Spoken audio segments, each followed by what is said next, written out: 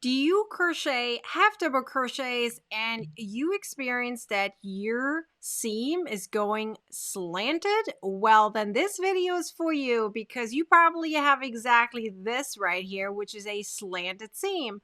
But over here, you can see this seam is straight. Both of them are half double crochets, but this one is tilted or slanted right here. You can see it on the bumps from here when I did the slip stitches. So these are slanted and these are straight. So let me show you exactly why that happens and how to fix it, meaning how to not have the slant but have a straight seam for half double crochets.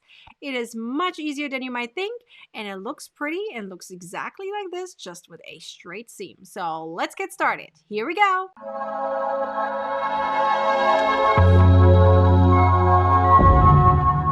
So in order to have a straight seam with half double crochets, it is simply one little trick that you need to do. So after you do your magic ring or simply a ring with half double crochets, in my case it is 10 half double crochets, you will then need to start increasing. I'm going to make here a slip stitch to the first stitch, like so. And now we're going to go to the next round. So what you're going to do is, or what you're supposed to do is do 2 half double crochets in each stitch all the way around. So we're not going to do that on the very first stitch. On the very first stitch, we're going to do just 1 half double crochet. Okay, so the idea is that we're skipping 1 half double crochet in the beginning and putting it back at the end. So now, why are we actually doing that? Well, look at this stitch, okay? Look at very closely. It doesn't have the V on top as most stitches do. It has it slanted on the side because of the way it is made, right? It's a half stitch. It's not a full stitch. It's a half stitch. So you have that V hanging on the side here, which makes the slant happen, but you can accommodate for it by removing one stitch that you're supposed to be placing there and adding it back on the last stitch in order to push it back over. So typically you do 2 half double crochets here, you're doing just 1. Now in the next stitch, you're going to do the normal 2, okay? The next stitch, also 2, all the way through the end until you reach the last stitch. That last stitch is going to have 3 because we want to make sure that we still have the same stitch count, right? We're just accommodating that weird slant that happens. So as you can see, I am here on my last stitch.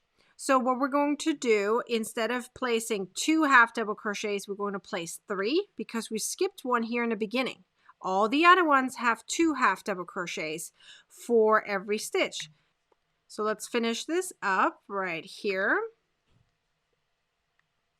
You can see it has now 3 half double crochets in that stitch right here, which means we have the same stitch count as you're supposed to have. So in my case, that is 20 stitches because I started with 10 half double crochets and now I did increases, right?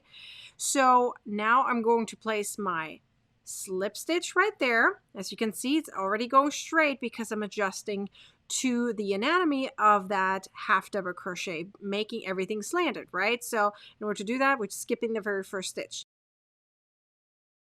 So in the next round, we're going to accommodate that slant again, but we're skipping a stitch again. So what does that mean? That means typically you're supposed to do 1 half double crochet and then you do in the next stitch 2 half double crochets. Then we're doing 1 half double crochet and then 2 half double crochets.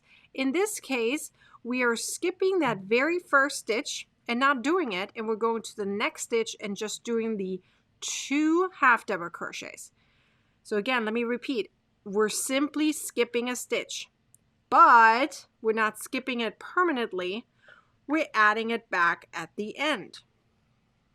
So as you can see right here, I did skip a stitch, then I did 2 half double crochets in the next stitch, then 1 half double crochet, and now 2 half double crochets. Now I'm going to do that all the way through the end. That means 1 half double crochet and then 2 half double crochets until the very last stitch where I'm going to place 3 half double crochets again to make sure we have the right stitch count. So here we are on my last stitch. So on my last stitch, I have to do 3 half double crochets instead of 2, because we got to catch up with the stitch count, right? To make sure it's the right stitch count. So now I'm going to slip stitch to the first stitch, which I placed over here. I had skipped that 1 stitch and then started with the 2 half double crochets.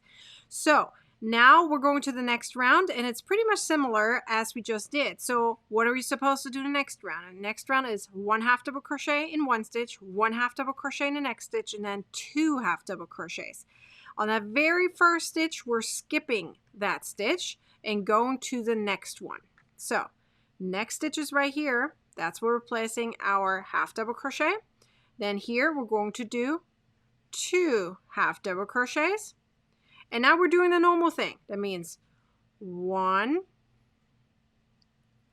half double crochet, 1 half double crochet, and then 2 half double crochets. So you're going to do that all the way around until the end, where you're going to place again 3 half double crochets.